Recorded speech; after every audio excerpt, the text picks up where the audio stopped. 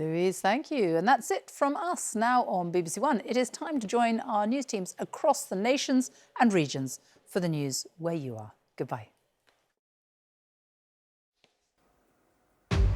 Tonight on Reporting Scotland, lives on the line.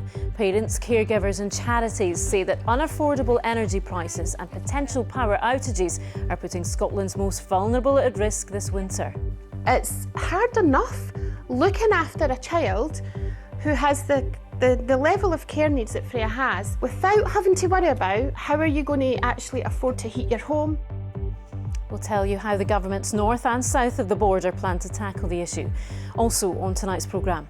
I'm feeling absolutely over the moon. Fighting to clear their names, 6 of the hundreds of postmasters accused of embezzling money win the right to appeal their convictions. And a man facing extradition to the US tells a Glasgow court he awoke from a coma to find tattoos on his arms that link him to the case. Coming up in the sport, the Rangers captain James Tavernier downplays talks of a crisis at Ibrox despite recent poor results.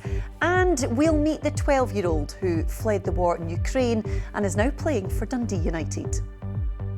Hello, I'm Laura Miller. Welcome to Tuesday's programme.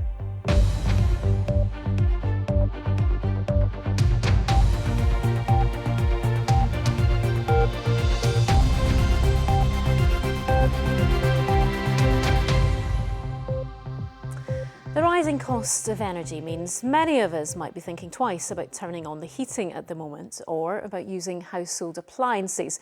But for some, the situation is even more stark, like for Carolyn Hunter, whose daughter Freya relies on machines just to stay alive. Indeed, according to charities, many disabled people fear they won't survive the winter because they can't afford to power vital medical equipment and are terrified about the prospect of blackouts. Ian Hamilton reports.